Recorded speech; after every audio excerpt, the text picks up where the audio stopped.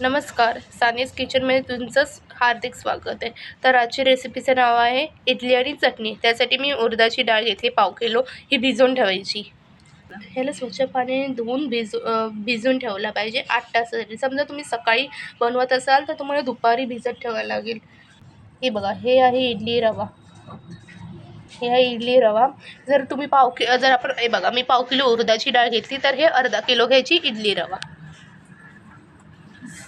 हे रवा आहे ना, स्वच्छ पाण्याने धुवून जी डाळ होती ना आपण 8 तास भिजवून ठेवली ती मिक्सरमध्ये ग्राइंड करायचं आणि त्याच्यामध्ये ठेवायचं. हीच ती उडदाची डाळ जी मी मिक्सरमध्ये ग्राइंड केली आणि हे असं झालं. आता तो रवा स्वच्छ पाण्याने धुवून ह्यात घालायचा.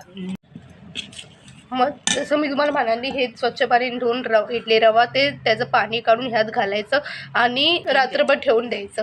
हे बघा, मी जे उडदाची डाळ मिक्सरमध्ये ग्राइंड करून इडली रवा जे घातलं होतं ना रात्रभर, ते असं झाले फुलले चांगलं. तर कसं पीठ आलं तर ह्यात चवीनुसार मीठ घालायचं.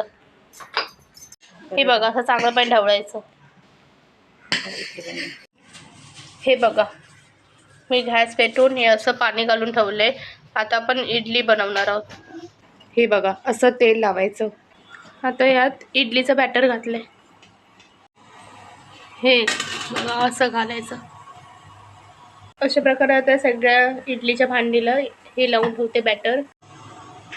आता मी याला झाकण लावते आणि 5 ते 10 मिनटं चांगले शिजू दे.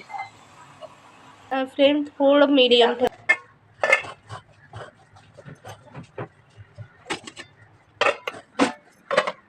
आता चटणी बनवण्यासाठी आता हे 1 वाटी खोबरं आहे, ओलं खोबरं. हे मिक्सरमध्ये घालायचं आहे. 4 ओली मिरची. तुमच्यावर जर तुम्हाला तिखट पाहिजे तुम्ही जास्त पण घालू शकतात. आम्हाला तिखट नाही लागत म्हणून मी थोडंसं घेतलं.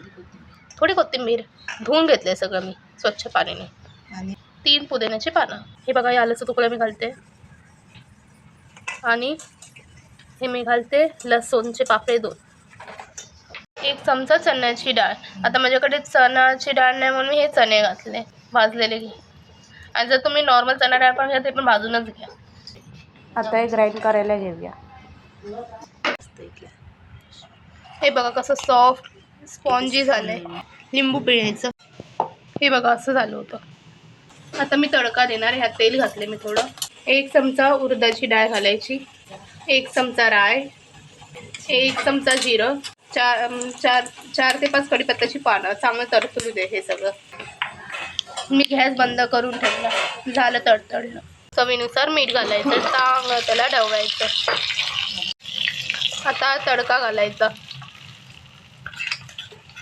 हे बघा, चांगलं त्याला ढवळायचं. हे बघा, किती छान लुसलुसीत झाली, मऊ मऊ झाली. आवडणार, नक्की आवडणार रेसिपी. लाईक शेअर सबस्क्राईब करा आणि इतरांनाही शेअर करा. भेटूया पुढच्या रेसिपीला. बाय.